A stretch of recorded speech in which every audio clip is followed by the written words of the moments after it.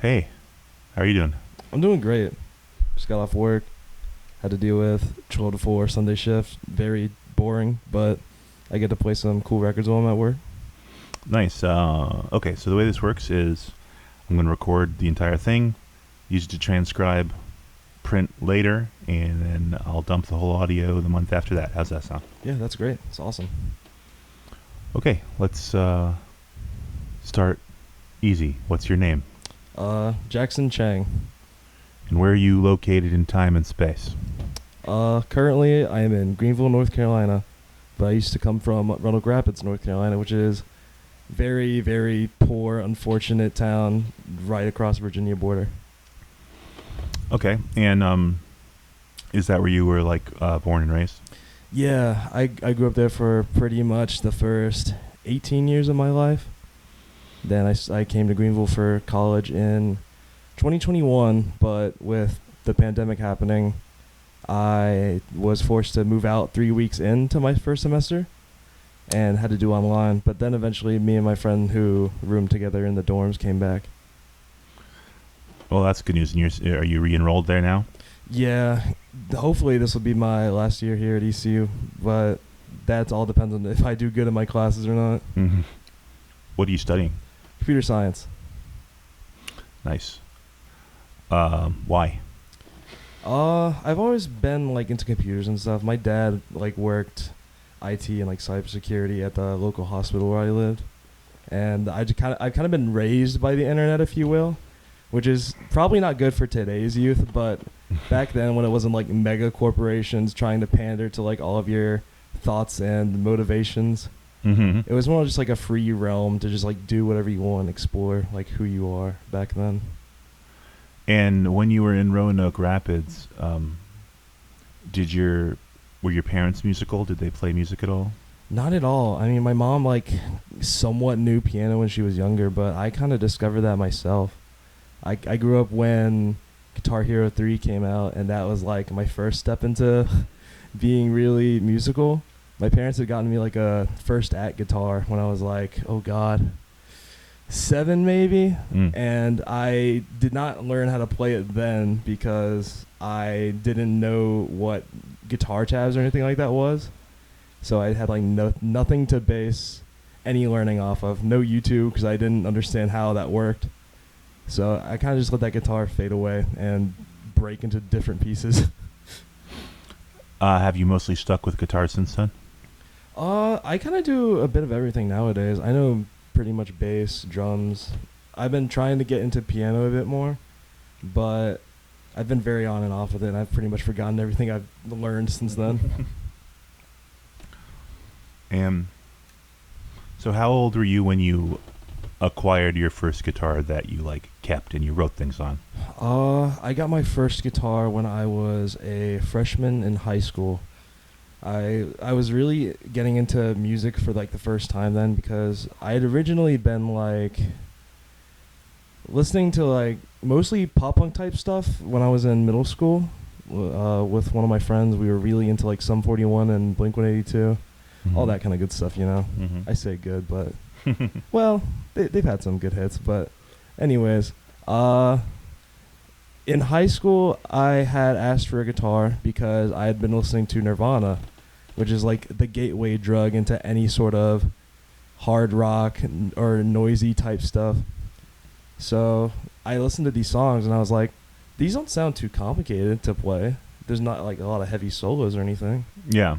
So I had gotten that guitar, which was a crappy Walmart guitar that came with a really tiny cube amp.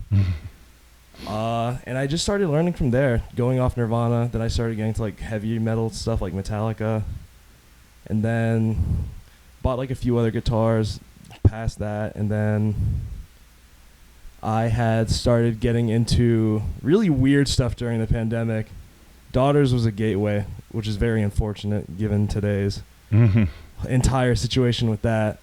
But then that kind of just led me down the path to screamo and everything. Yeah. Or emotional hardcore, depending on how elitist some might want to be with that. And then that kind of just led me to where I am with my band Process Sleep right now. Now, before Process Sleep, were you regularly collaborating with anybody else? I had been jamming with like friends from high school, but I wouldn't say that I'd never really had any sort of specific project or band idea in mind. I had a friend Zach in high school, my best friend right now, one of my best friends. Yeah. My goat. Shout out Zach. Ask you. He played bass and we kind of just like jam around. Had like 2 or 3 different guys play drums for us. Did like a high school talent show thing, playing a Tool cover. No vocalists, so that was pretty awkward, but it was pretty interesting to just play that in front of a bunch of high school students who don't really care for that kind of music. What was that in Roanoke Rapids? Yeah, Roanoke Rapids High School. It looks like a castle on the outside, which is very kind of freaky if you think about it. Do you when did you start getting into like listening to music like that your parents didn't listen to? It's kind of always been the thing. My parents, my mom's she just loves like 80s pop and all that. My dad, he kind of listens to like, he's a little more varied, but we've never really aligned much in terms of like rock music that we like. He's always liked more like the campy glam rock type stuff and all that. But for me, like starting, it was just kind of varied because it was whatever Guitar Hero set list had come out on the recent release. I was like, whoa, Linkin Park? That's crazy. I like that. So Guitar Hero was the big change. I bet that was for a lot of people at that time. Yeah, it's kind of weird because for a while it really seemed like they had a grip and like starting to make rock music and all that more popular. Yeah. But I guess like whenever they had like that whole financial crisis and all that, I was like 7 or something. I don't understand much of that. Yeah. Very young, unfortunately. So yeah, rock music has, I mean, there's still tons of it, but it's of course relatively faded. Yeah. Compared to some other styles. But okay, so when did you start to perform in Process Sleep? Last year during the 2022 Spaz Fest, I had come across my good friends now, Marty Stocks and Isabelle Miller. They were both like, oh, we play in a band and we have like a show coming up and we were like looking for a drummer. I like offhandedly mentioned that, oh yeah, I play like guitar, bass, drums. And that freaked Isabelle out. She was like, you play drums? No way, we need a drummer. And I'm like, drums not like my main instrument. I haven't touched it in 2 years, but I mean, I can hop on for a set or two. Mm-hmm. Have you had trouble finding a consistent drummer there? A little bit. We've landed on a really nice guy, Carter Beecham. He's been solid. He's more of like a jazz guy though, but with the way he plays, I think he can just kind of adjust to the style. Like the more he listens to the bands we play with and just like the things that we listen to on our own. Got you. How did you meet him? We just hung up flyers around the ECU campus because our last drummer, they just unexpectedly decided to go back home and not return to ECU. Oh. So we were just kind of struggling for a bit. Thankfully, we didn't have like anything major planned. So we were just like, okay, let's just take the time to write a couple things, get some posters up, and see where we're at like a few weeks from now. And that seems to have worked well. Yeah, we've done a few shows under this new lineup. It's been great. We just released our demo tape EP last night, unexpectedly, because we just finished recording the vocals Saturday night at like 2 or 3 in the morning. Yeah. And then we just mixed it last night. We're like, okay, well, it's done, so why don't we just put it out now? Okay, where can people see it? On our Bandcamp at Process X Sleep. It's the debut demo tape EP called 2 a.m. And that's PROCESS, the letter X, SLEEP? Yeah. Okay. Cool. Check that out. So that's great. What kind of song is it? How did you develop it? Proverbs was a song that Izzy had for a very long while. I can't speak much of to what the lyrics necessarily mean for her, but I had written the other song myself, Kaioken times 4, based off popular technique by Goku from Dragon Ball.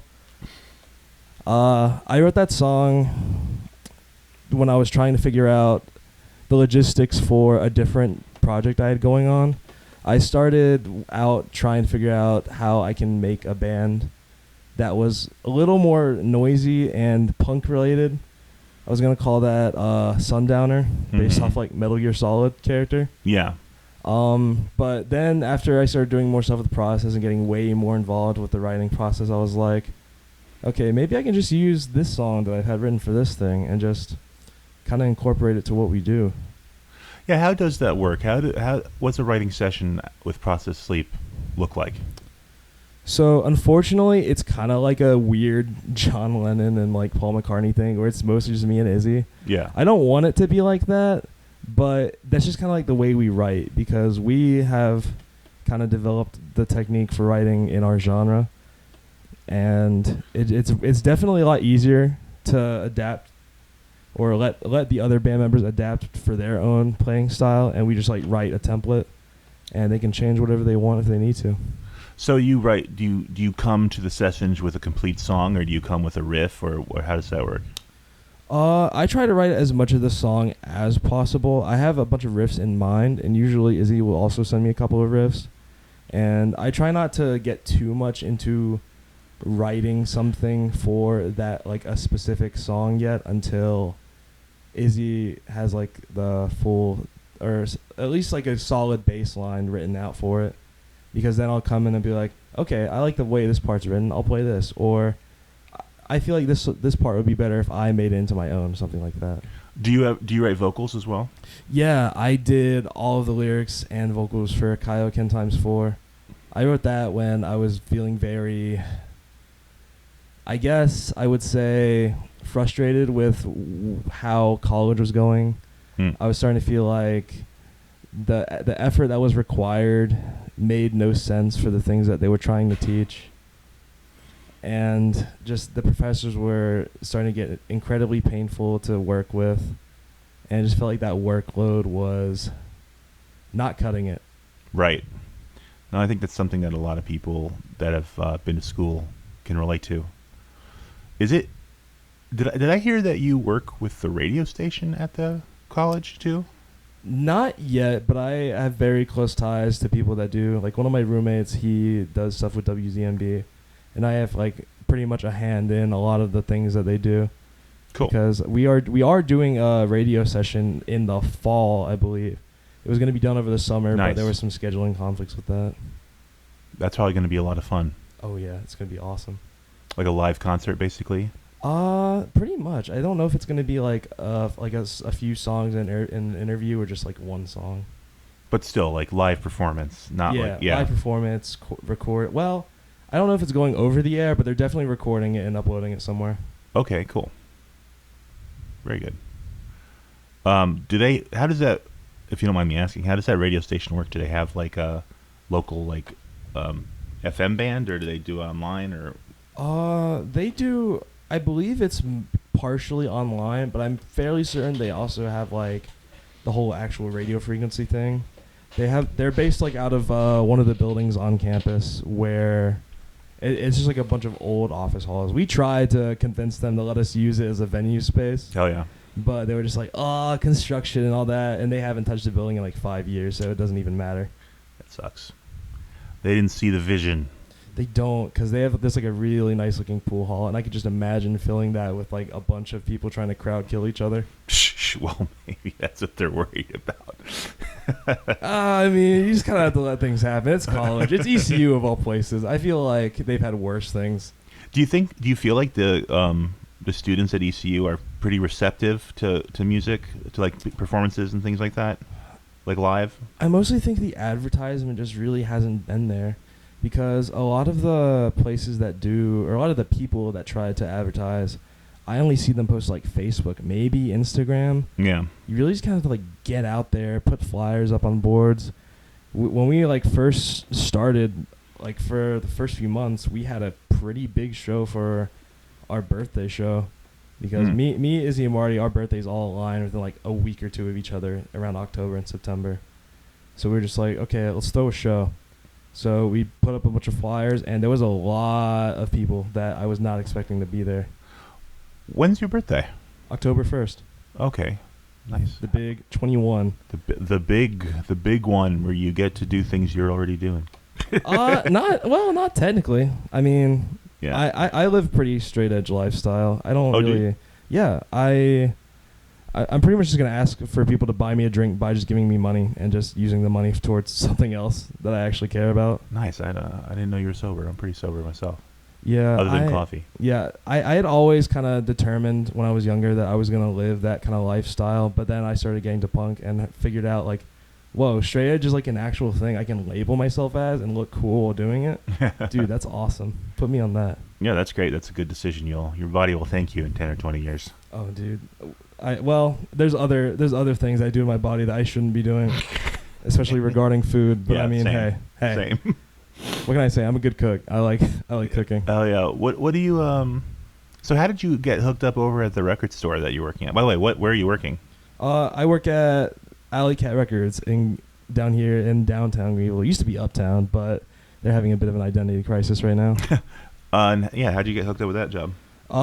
Mostly I went to the location at the bookstore. David used a bookstore a lot, and I would just kind of pop in, talk to the manager Jeff, who also runs Spaz Presents. Mm-hmm. And I'd previously gone to like a bunch of his shows and stuff before, and I would just stay around and help out, like help bands move gear out, put up lighting and stuff. And eventually he kind of learned that, hey, this guy is really trustworthy and would like to be working with music and stuff.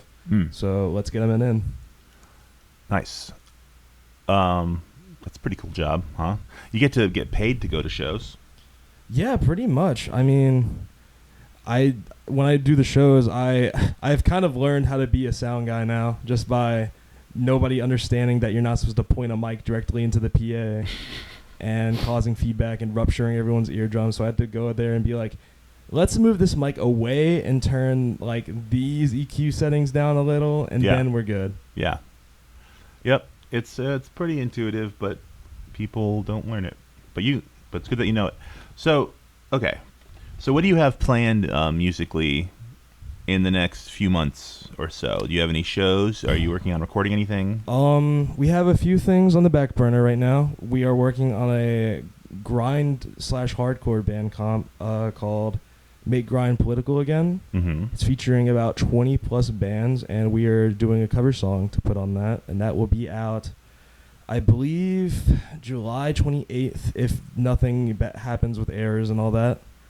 Okay, so that will have been out at July 28th. Yeah, by the time this comes out, that will definitely be out. Yeah. In terms of other things, we are working on a 3-way split with bands Carsicoma, I believe it's pronounced. I think they're like very new, so they're also working things out. Yeah. And another band called Nuclear Silo. They're both on the grindier side of things, but the way I look at it, it's kind of like the Orchid and Pig Destroyer split.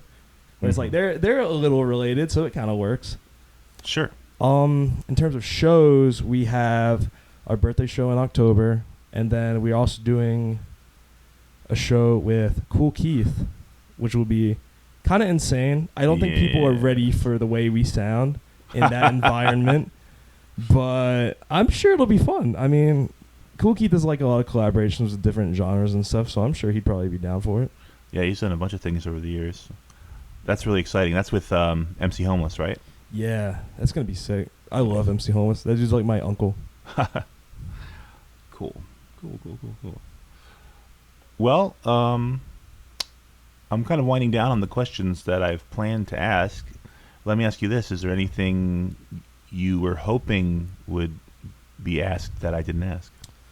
I don't know, because I don't have like a lot of experience in the musical world or in any music scene.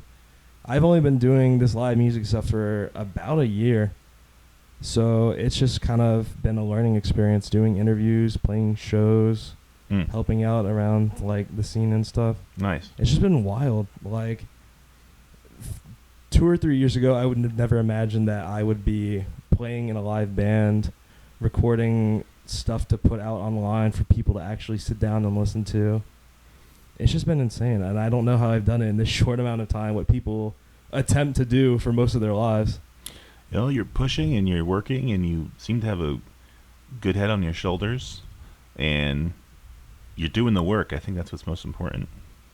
Yeah, it does feel like sometimes a lot of people just don't put in the effort that they need. But it's also a mixture of things. Like, sometimes you don't have, like, a good scene in your area. I certainly didn't when I was growing up.